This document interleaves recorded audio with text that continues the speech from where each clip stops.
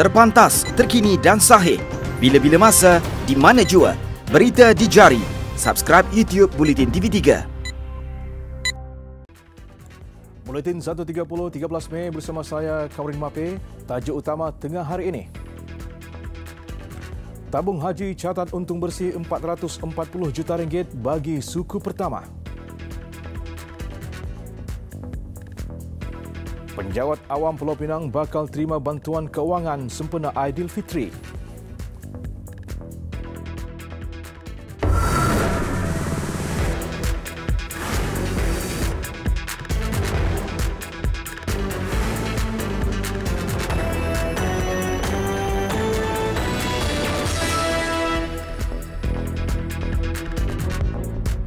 Assalamualaikum dan salam sejahtera. Lembaga Tabung Haji TH mencatat keuntungan bersih mencecah RM440 juta bagi suku pertama berakhir 31 Mac 2019. Pendapatan kumpulan pula direkodkan pada RM623 juta dengan lebihan aset mencecah RM1.2 bilion bagi tempoh sama. Dalam satu kenyataan, TH berkata pendapatannya juga dijangka terus meningkat mulai suku kedua susulan penerbitan sokok oleh urus harta jemaah yang akan memberi pulangan hampir RM800 juta setahun. Kedudukan keuangan semasa TH juga semakin kukuh dengan jumlah aset melebihi jumlah liability sebanyak RM1.2 bilion. Ia disokong peningkatan prestasi portfolio pelaburan serta kualiti keseluruhan aset yang sihat setelah rosot nilai dibuat pada tahun lalu. Prestasi positif ini hasil kejayaan proses penstrukturan dan pemulihan yang dilaksanakan akhir Disember lalu. Dalam tempoh 3 bulan pertama tahun ini juga lebih daripada 91,000 akaun simpanan baru telah dibuka, seterusnya meningkatkan jumlah keseluruhan pendeposit kepada 9.3 juta.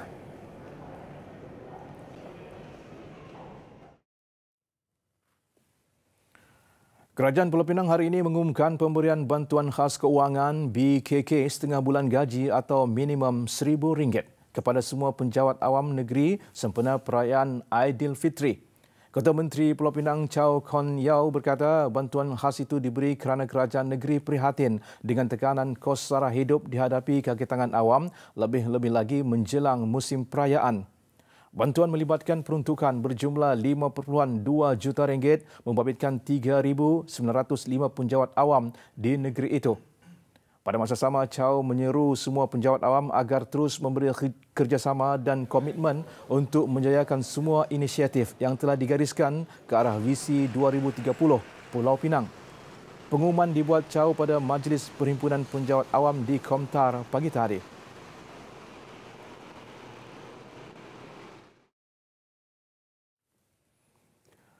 Polis membuka kertas siasatan di bawah kes orang hilang berhubung Ketua Jururawat Hospital Serdang Siti Kharina Muhammad Kamarudin 40 tahun yang dilaporkan hilang Rabu lalu. Ketua Polis Daerah Sepang ACP Abdul Aziz Ali mengesahkan sudah menerima laporan berhubung kes itu.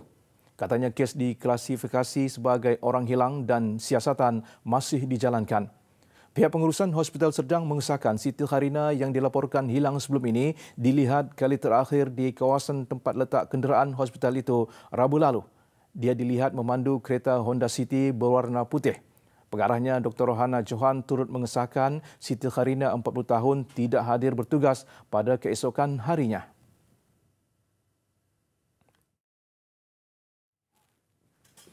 Dalam pada itu, menurut adik kepada Siti Kharina, setakat ini pihaknya belum mendapat sebarang maklumat yang boleh membantu mengesan kehilangan kakaknya. Siti Kharina juga menjelaskan kehilangan kakaknya disedari. Siti Khairani juga menjelaskan kehilangan kakaknya disedari pada 10 Mei lalu dan sebelum kejadian dia tidak menunjukkan apa-apa tanda yang mencurigakan. Saya sedar pada 10 hari bulan 5. Itu pun selepas saya dihubungi oleh adik sepupu saya yang tinggal sekali dengan Karina lah. Dia bertanya kat saya lah, Kak Karina mana sebab tak pergi kerja malam tu. Sepatutnya dia kerja pukul 9 malam 9 hari bulan tu. Sampai hari ni tak ada lagi perkembangan terbaru yang boleh bagi tahu dia dekat mana ke, ataupun nanti menjumpai dia ataupun kereta dia ke. Masih belum ada sebarang maklumat yang macam tu lah. Hari Rabu 8 hari bulan tu kami masih cek-cek dalam family group macam biasa. Lepas tu dia masih call suami dan anak-anak cakap nak balik lepas kerja malam lagi 2 hari macam tu lah. Lepas tu dia cerita pasal nak cek rumah untuk raya. Macam tu je lah. Maksudnya macam biasa saja. Tak ada macam ada masalah ke apa ke. Sebab biasanya kalau dia ada apa-apa nak minta pendapat ke apa ke dia akan tanyalah kami adik-beradik. Orang ramai yang mempunyai maklumat diminta membantu usaha mengesan Siti Kharina dengan menghubungi polis atau Siti Khairani melalui talian seperti tertera. Mahkamah Tinggi Kuala Lumpur menetapkan 30 Ogos depan untuk pengurusan kes membabitkan bekas pengerusi Felda Tan Sri Muhammad Isa Abdul Samad yang didakwa atas 1 pertuduhan pecah amanah dan 9 pertuduhan rasuah lebih 3 juta ringgit. Tarikh itu ditetapkan Hakim Muhammad Nazlan Muhammad Ghazali selepas pendakwaan memohon diberi 1 tarikh sebelum perbicaraan bagi membolehkan pertukaran kenyataan saksi dan sebagainya dilakukan. Timbalan Pendakwa Raya Alan Suman Pillay berkata baki 3 dokumen di bawah Seksyen 51A Kanun Acara Jenayah sudah diserah kepada Peguam Bela yang mewakili Tan Sri Muhammad Isa. Peguam Bela Rida Abdah Subri turut mengesahkan sudah menerima dokumen terbabit. 13 April lalu, Mahkamah sama menetapkan 13 hari bermula 7 Oktober depan untuk perbicaraan kes Tan Sri Muhammad Isa. Tarikh itu ditetapkan selepas beliau mengekalkan pengakuan tidak bersalah terhadap semua pertuduhan. Tarikh perbicaraan ditetapkan 7 hingga 9 Oktober dan bersambung pada 14 hingga 25 Oktober.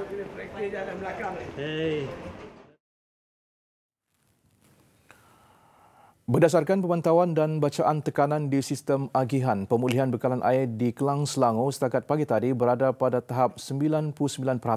Ketua Jabatan Perhubungan Pelanggan dan Komunikasi Pengurusan Air Selangor Sdn Bhd Abdul Rauf Ahmad berkata hanya beberapa lokasi dan premis di Bandar Putra 2 dan Taman Sentosa yang menerima bekalan air melalui kolam lipat kajang masih belum pulih sepenuhnya. Menerusi satu kenyataan, beliau berkata kelewatan pemulihan sepenuhnya di 2 kawasan itu disebabkan paras kolam lipat kajang belum dapat mencapai paras optimum dan menyebabkan tekanan aliran di sistem agihan tidak stabil. Bagi mengurangkan impak gangguan, pihaknya melaksanakan tindakan pemulihan bekalan melalui kaedah alternatif menerusi kerja pemasangan dan pengalihan paip baru untuk penyelesaian kekal saluran bekalan air kepada pelanggan menerima bekalan melalui kolam berkenaan. Pihaknya mensasarkan kerja pemasangan jajaran paip utama ini akan dapat disiapkan sepenuhnya pada hari ini. Sejurus sistem paip utama baru ini diaktifkan, ia akan dapat meningkatkan kapasiti bekalan air terawat ke kolam dan pemulihan sepenuhnya ke semua kawasan.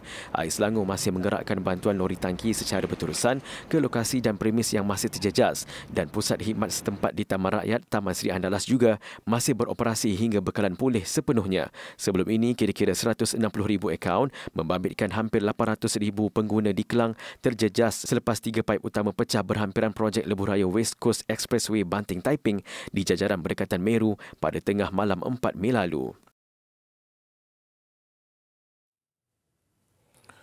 Pengusaha hotel dan restoran yang menawarkan bufet Ramadan disaran untuk menyertai program kebajikan termasuk program Food Bank bagi mengelakkan pembuangan sisa makanan yang dilaporkan meningkat khususnya pada bulan puasa. Menteri Perdagangan Dalam Negeri dan Hal Ehwal Pengguna Datuk Seri Saifuddin Nasution Ismail berkata pihaknya juga boleh berkongsi data penerima program Food Bank sekiranya mereka berminat. Menurut beliau, Perbadanan Pengurusan Sisa Pepejal dan Pembersihan Awam SWCOP menganggarkan 20,000 tan metrik pembuangan sisa makanan sehari pada bulan Ramadan berbanding 15,000 tan metrik pada hari biasa. Jadi saya suka untuk menggalakkan mereka ini kalau dapat terlibat dalam program kebajikan berupa mengagihkan. Mereka boleh mengambil inisiatif mereka sendiri. Sebab terutama makanan-makanan bermasak dari hotel, mereka disediakan oleh chef profesional. Jaminan kebersihan, keselamatan itu sudah terjaga. Begitu juga persoalan halal dan sebagainya. Jadi mereka sendiri sebenarnya tanpa perlulah umpamanya untuk kita impose satu undang-undang atau peraturan, yang paling baik adalah kalau inisiatif itu datang daripada dorongan mereka sendiri. Setakat ini, kira-kira 10 pengusaha hotel seluruh negara terlibat dalam program Food Bank. lebih 120,000 isi rumah serta 3,000 mahasiswa menerima manfaat daripada program itu yang dilancarkan secara rasmi bermula Disember tahun lalu. 430 pasaraya juga bersetuju untuk menjayakan program tersebut dengan berperanan sebagai pembekal. Datuk Seri Saifuddin ditemui selepas merasmikan seminar Food Bank Malaysia, anjuran Yayasan Food Bank Malaysia di Putrajaya pagi tadi. Ia melibatkan 139 peserta daripada agensi kerajaan dan badan bukan kerajaan (NGO). Selain meningkatkan kefahaman dan kesedaran mengenai program terbabit, seminar juga bertujuan berkongsi kepakaran serta pengetahuan program dilaksanakan di luar negara oleh penceramah jemputan dari Jepun dan Perancis. Touch and Go Digital menyasarkan pelaksanaan sistem identifikasi frekuensi radio RFID secara menyeluruh di semua tol seluruh negara menjelang akhir tahun ini. Ketua Pegawai Eksekutifnya Syarul Nizam Syamsuddin berkata RFID kini masih lagi berada dalam fasa projek awal dengan terdapat 280,000 pengguna RFID setakat ini. Menggalakkan, of course ada isu. I mean some toll roads kita ada still some issues, tapi so far they like the system sebab pakai e-wallet, ada auto reload dan tak payah nak touch anything, just lalu je kan. So mengulas mengenai jumlah pelaburan, jelasnya ia masih belum diperincikan kerana projek itu masih dalam peringkat awal. Terdahulu berlangsung majlis pelancaran Kampung Baru Cashless Ramadan Bazaar. Melalui inisiatif Cashless Ramadan Bazaar, para pelanggan dan peniaga boleh menggunakan dompet elektronik atau e-wallet ketika urusan jual beli di Bazar Ramadan. Bazar di Kampung Baru menjadi lokasi pertama untuk pelaksanaan penggunaan dompet elektronik sebagai bazar cashless.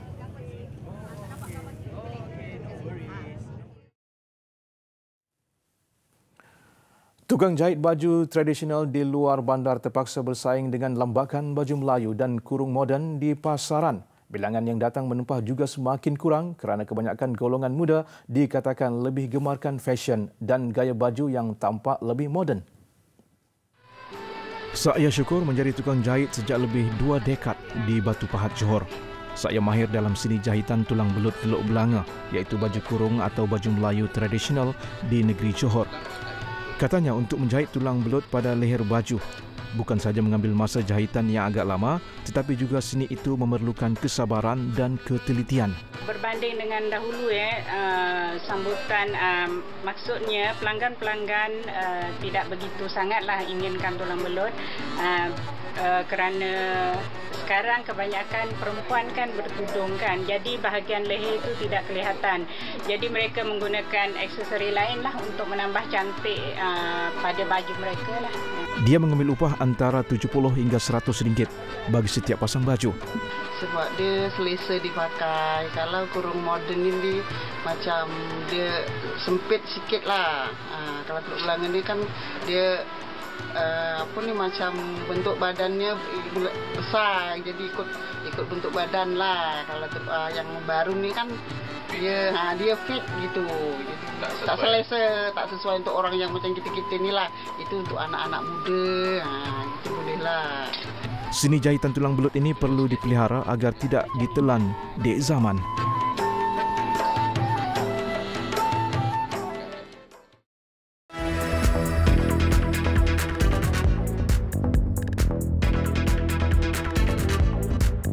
Besar impaknya. Tular selepas hasilnya. Pantas menampilkan prosiding ini secara dalam keuangan maya. Berita di jari. Subscribe YouTube Bulletin TV3.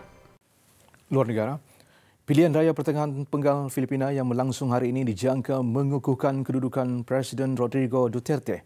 Ini sekaligus membuka jalan kepada pelaksanaan semula hukuman mati serta meneruskan ikrarnya menulis semula perlembagaan. Kemenangan majoriti di Dewan Senat penting buat Duterte untuk memastikan dasar kontroversinya mendapatkan sokongan sekaligus diluluskan.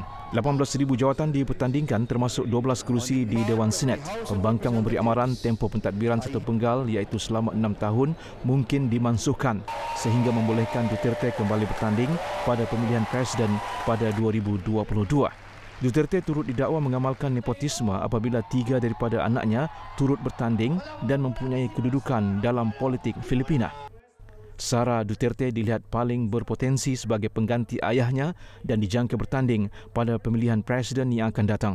61 juta pengundi berdaftar mula mengundi seawal jam 6 pagi ketika pusat mengundi dibuka di seluruh negara. Keputusan dijangka diketahui beberapa jam selepas pusat mengundi ditutup pada jam 6 petang waktu tempatan. Kawalan keselamatan di semua pusat mengundi diperketatkan susulan peningkatan insiden berdarah sepanjang tempoh pilihan raya ini.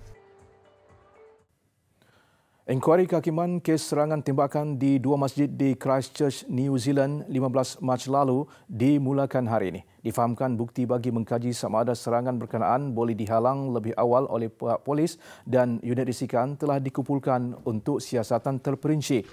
Perdana Menteri New Zealand Jacinda Ardern dilaporkan berkata hasil inkuari ini adalah sangat penting bagi memastikan kejadian sama tidak berulang di negara itu. Agensi risikan New Zealand menerima kecaman hebat kerana tidak menyedari bahaya dari fahaman ekstremis sayap kanan.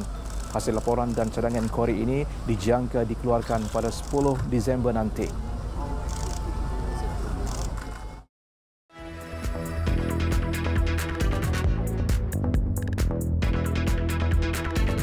Besar impaknya. Tular selepas hasilnya. Pantas menampilkan prosiding ini secara dalam keuangan maya. Berita di jari.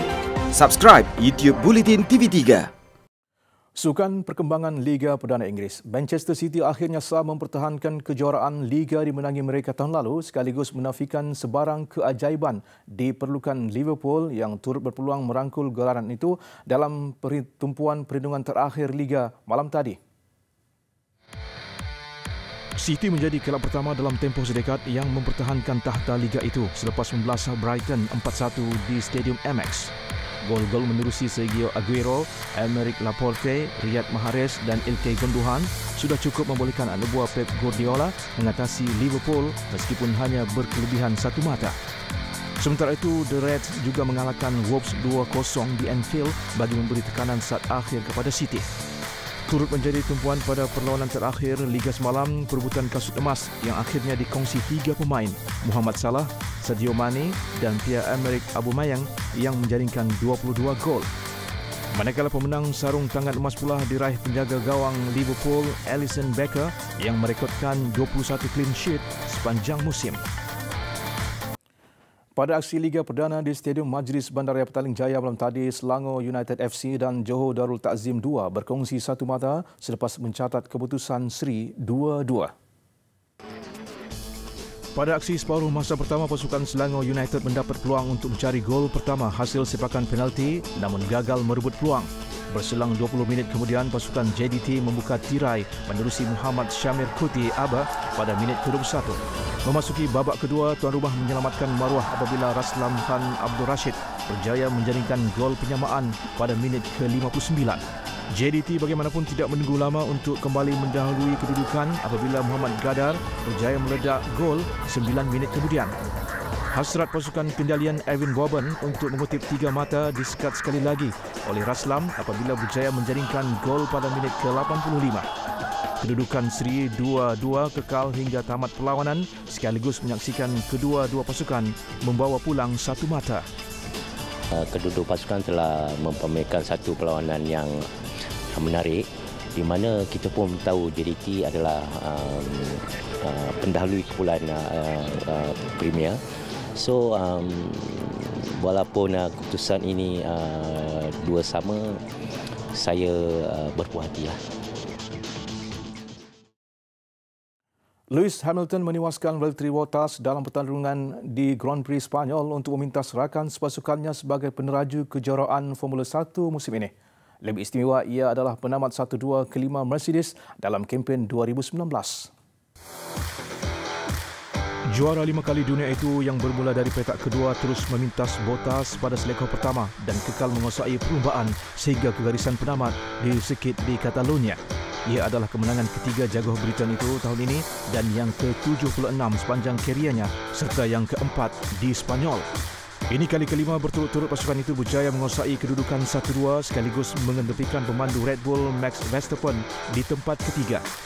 Kejayaan Hamilton melonjakkan dia semula ke persada kedudukan dengan 112 mata termasuk mata tambahan atas pencapaian sepusingan terpantas di depan Bottas dengan 105 mata.